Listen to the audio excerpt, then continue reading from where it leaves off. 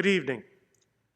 It's a pleasure to be with you today and to have the opportunity to celebrate the 70th anniversary of the accession of Queen Elizabeth II to the throne. Beloved by millions of people around the globe, Her Majesty is a monarch of extraordinary strength, yet she is a person who is able to relate to people in all walks, stations, and conditions of life. In 2015, the Queen surpassed Queen Victoria's record as the longest-serving monarch of Britain. Her grandson, Prince William, wrote of this achievement, "I think I speak for my generation when I say that the example and continuity provided by the Queen are not only very rare among leaders, but are a great source of pride and reassurance." Now, at 95 years of age, Queen Elizabeth II is marking an unheard-of milestone by celebrating her Platinum Jubilee. In our time together this evening, we will review the Queen's remarkable life in 5 sections: her early years, her courage and contribution to the war effort, her coronation, her dedication and service to Canada, the Commonwealth, and the world, and finally, her Christian faith. Along the way, I will share with you some of her most inspirational quotes and a few of my personal recollections of having had the good fortune to be in her presence. The Queen was born at 2:40 a.m. on April 21st, 1926, in Mayfair, London. She was the first child of the Duke and Duchess of York, who later became King George VI and Queen Elizabeth. At the time, she stood third in line of succession to the throne after her uncle David, as he was known to his family and close friends, Prince of Wales, later King Edward VIII, and her father Albert, the Duke of York. The princess was christened Elizabeth Alexandra Mary in the private chapel at Buckingham Palace. She was named after her mother, while her 2 middle names are those of her paternal great-grandmother, Queen Alexandra, and paternal grandmother, Queen Mary. In 1930, Princess Elizabeth gained a sister with the birth of Princess Margaret Rose. The family was very close. Princess Elizabeth's quiet family life came to an end in 1936, when her grandfather, King George V, died. His eldest son came to the throne as King Edward VIII, but before the end of the year, he decided to give up the crown in order to marry Mrs. Wallace Simpson.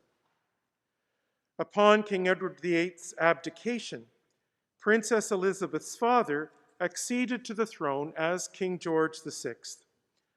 Princess Elizabeth was 11 years of age when her father was crowned on May 12, 1937. The 2 princesses attended their parents' coronation in Westminster Abbey. Princess Elizabeth was now first in line to the throne, and the course of her life was changed utterly forever. The Second World War was a pivotal time for Britain and for the royal family. In this photograph, we see the royal family in 1942.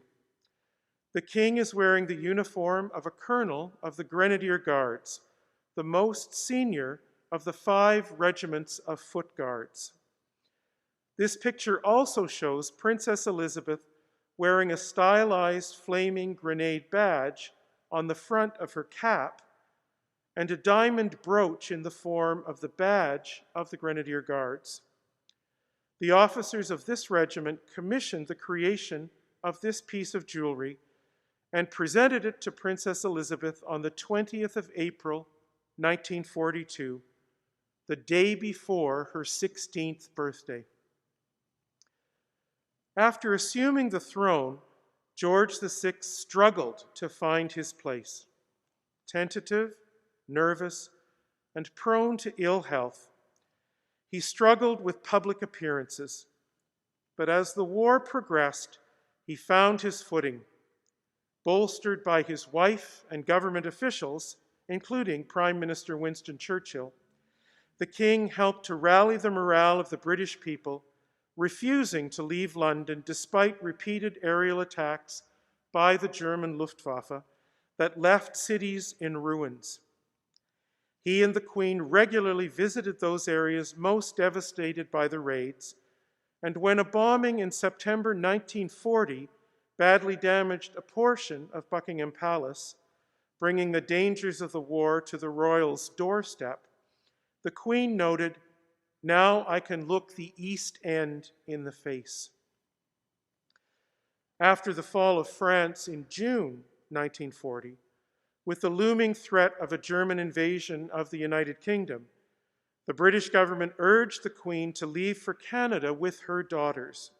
She refused, stating, "The children won't go without me, I won't leave without the King, and the King will never leave." But like thousands of other children who were evacuated from British cities, Elizabeth and Margaret did leave London, spending much of the war at Windsor Castle. In 1940, the two sisters made one of their public addresses, recording a radio broadcast to their fellow children in Britain, British colonies, and dominions around the world. Queen Elizabeth II has devoted her life to the service of her country. But nearly a decade before she became queen, she entered another kind of service when she became the first female member of the British royal family to become an active duty member of the British Armed Forces. Today, she is the last surviving head of state to have served in World War II. As she matured, it became clear that the modest and self-contained Princess Elizabeth possessed the right temperament for her future role.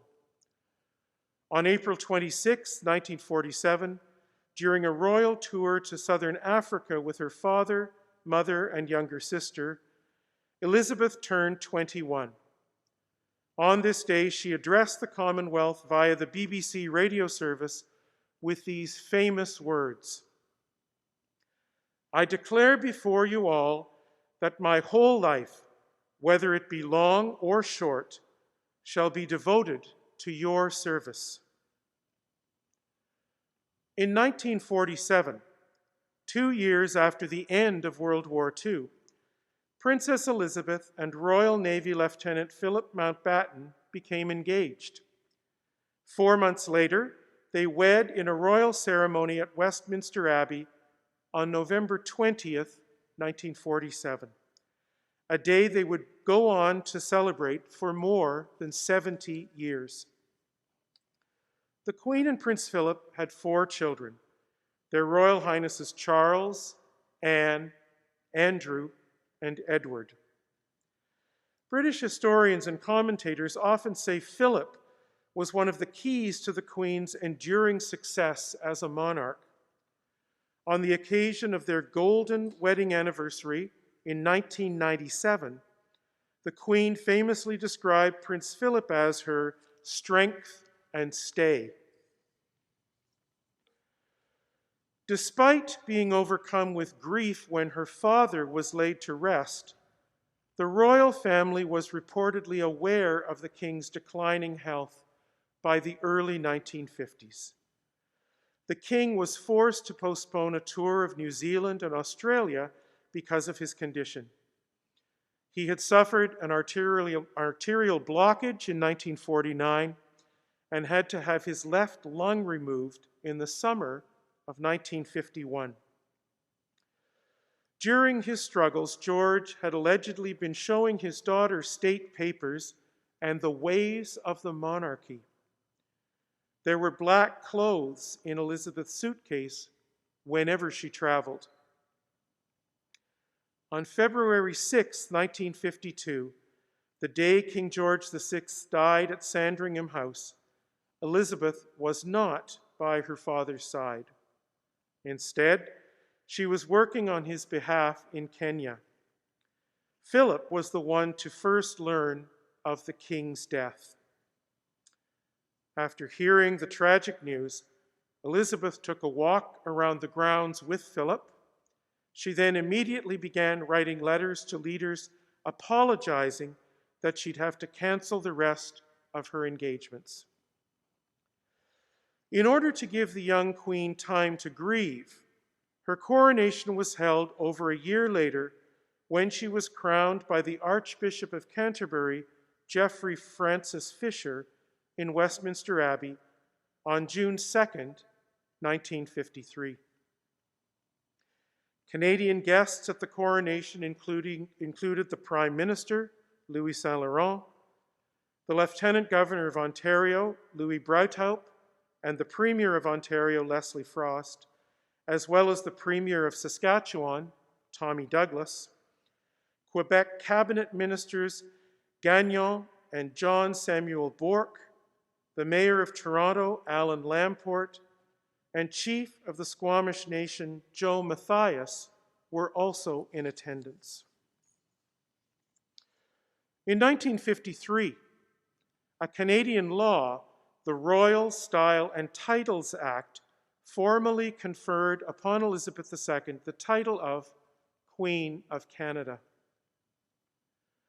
Counting from the reign of Queen Mary I, the eldest daughter of King Henry VIII, Princess Elizabeth became just the sixth woman in history to accede to the throne of England and the first since the death of her great-great-grandmother, Queen Victoria. Her words acknowledge her commitment to service. Therefore, I am sure that this, my coronation, is not the symbol of a power and a splendor that are gone, but a declaration of our hopes for the future, and for the years I may, by God's grace and mercy, be given to reign and serve you as your queen. Despite the celebration of her coronation, the fact that it came too early in her life was a source of great sorrow for Her Majesty. Princess Elizabeth loved her father dearly, and she was devastated by his untimely death. This is the reason that the Queen marks the day of her accession privately at her Sandringham estate, where her beloved father passed away. Of course, music was a huge component of the coronation. Of interest to choral music lovers is that George Frederick Handel's coronation hymns were composed for the coronation of George II in 1727. It is based on the biblical account of Solomon's anointing in the temple, and it's been played at the coronation of every British monarch ever since. Among the other choral highlights were I Was Glad by Charles Hubert Parry and the Old 100th, All People That on Earth Do Dwell by Ralph Vaughan Williams. This piece holds a special place for me and for my wife Sandra, as we had that played at our wedding as well. Before we go any further, I'd like to take a step back and talk a bit about the Queen's first visit to Canada. It was in 1951, when she was still Princess Elizabeth, and she came with her husband, the Duke of Edinburgh. In fact, since her accession to the throne, Her Majesty has completed more royal tours to Canada than to any other Commonwealth country. This picture shows a TTC advertising card commemorating their 1951 visit. The next picture is one of my favorite photos of the Queen. In 1957, she visited Rideau Hall in Ottawa and Canada's first Canadian-born Governor-General, Vincent Massey.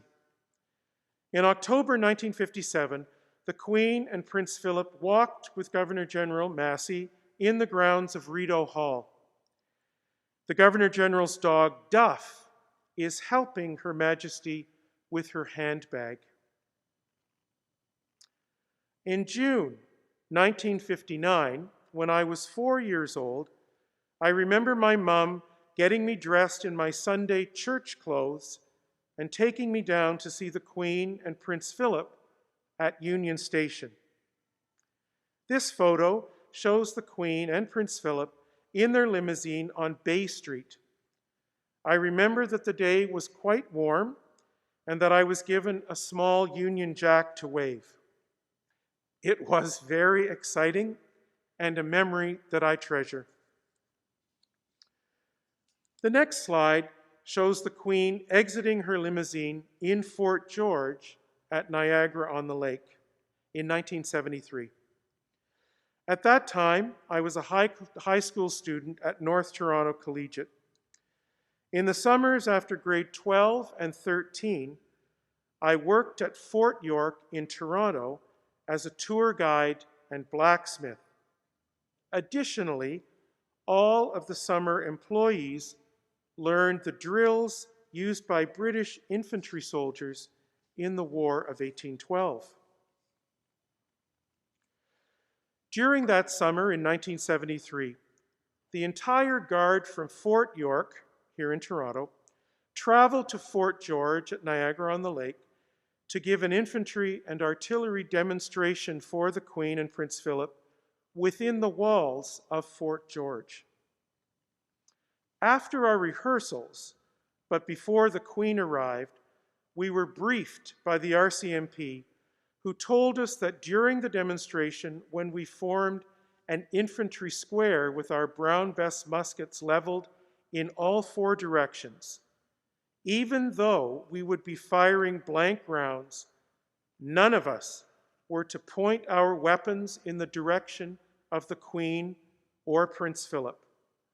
Needless to say, we all followed these instructions to the letter. In 1981, I had the good fortune to travel to the United Kingdom with the band of the 48th Highlanders, which was playing at Wembley Stadium as part of a British Army musical, Tattoo.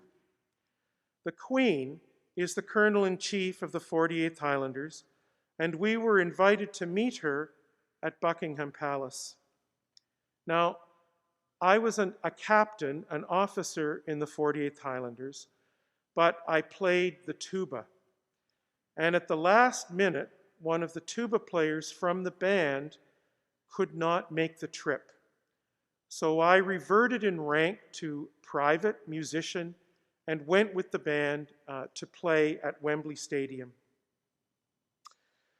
When we were invited to Buckingham Palace, we traveled by bus from Aldershot to London, where we watched the changing of the guard from inside the gates.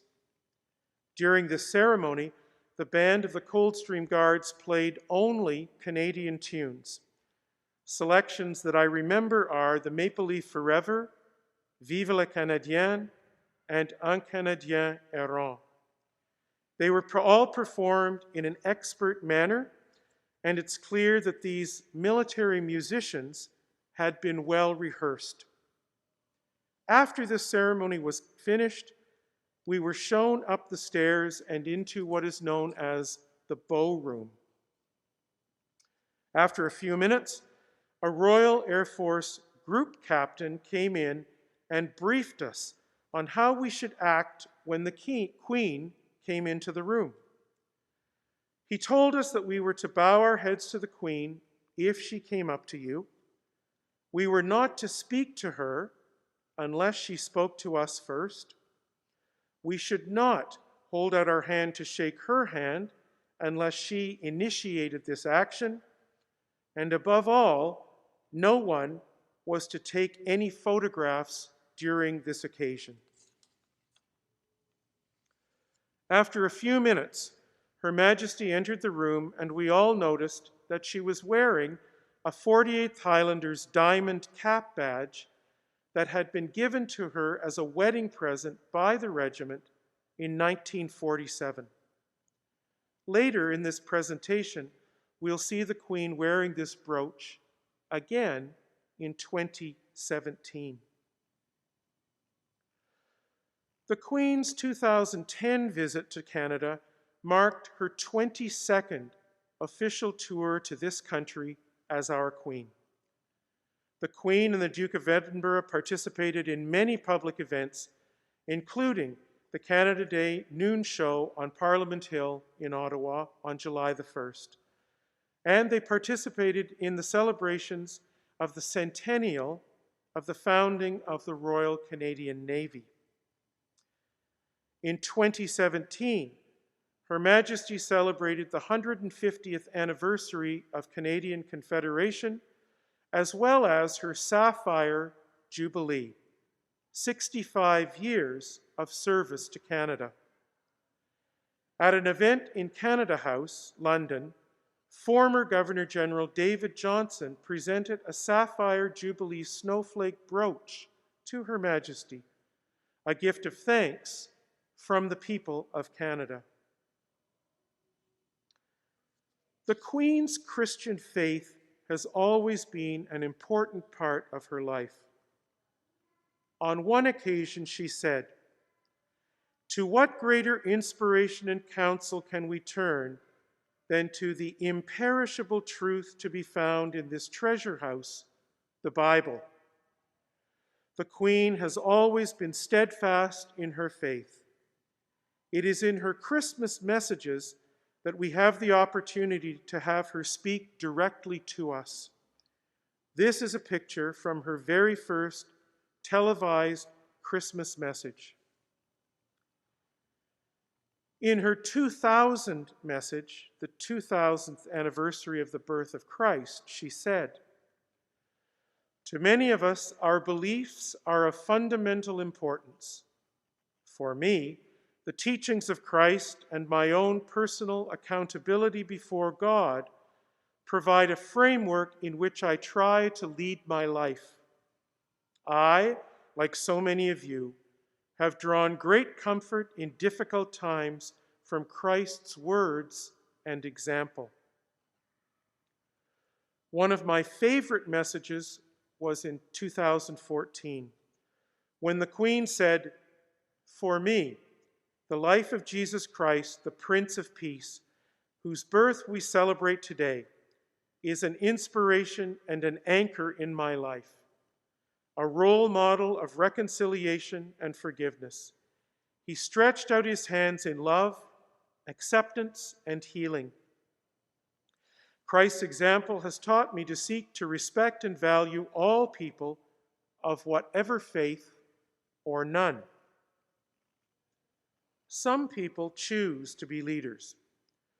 For a variety of different reasons, they choose the spotlight, the responsibilities, and the pressures that leadership will bring.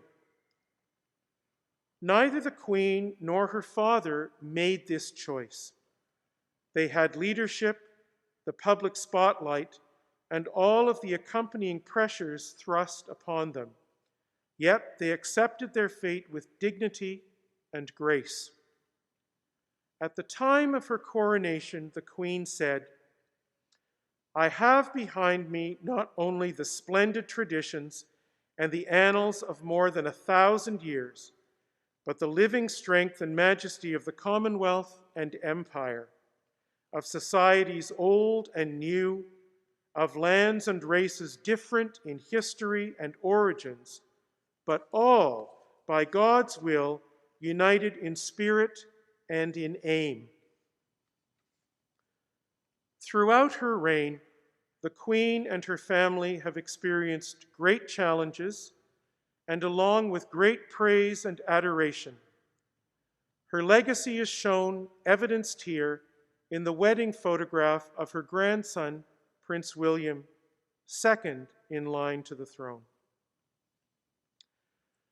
I'll conclude this evening with the Queen's own words, by reading a letter that the Queen shared on the eve of her Platinum Jubilee. Her words confirm her dedication, her service, and her faith over these past 70 years. Tomorrow, 6th of February, marks the 70th anniversary of my accession in 1952. It is a day that even after 70 years, I shall still remember much for the death of my father, King George VI, as for the start of my reign. As we mark this anniversary, it gives me pleasure to renew to you the pledge I gave in 1947, that my life will always be devoted to your service. As I look ahead with a sense of hope and optimism in the year of my Platinum Jubilee, I am reminded of how much we can be thankful for. These last 7 decades have seen extraordinary progress socially, technologically, and culturally that have benefited us all. And I am confident that the future will offer similar opportunities to us, and especially to the younger generations in the United Kingdom and throughout the Commonwealth. I am fortunate to have had the steadfast and loving support of my family. I was blessed that in Prince Philip, I had a partner willing to carry out the role of consort and unselfishly make the sacrifices that go with it. It is a role I saw my own mother perform during my father's reign. This anniversary also affords me the time to recollect on the goodwill shown to me by people of all nationalities, faiths, and ages in this country and the world over these years. I would like to express my thanks to you all for your support. I remain eternally grateful for and humbled by the loyalty and affection that you continue to give me. And when, in the fullness of time, my son Charles becomes king, I know you will give him and his wife Camilla the same support that you have given me, and it is my sincere wish that, when that time comes, Camilla will be known as Queen Consort as she continues her own loyal service. And so, as I look forward to continuing to serve you with all my heart, I hope this Jubilee will bring together families and friends, neighbors and communities after some difficult times for so many of us, in order to enjoy the celebrations and to reflect on the positive developments in our day-to-day lives that have so happily coincided with my reign. Your servant, Elizabeth.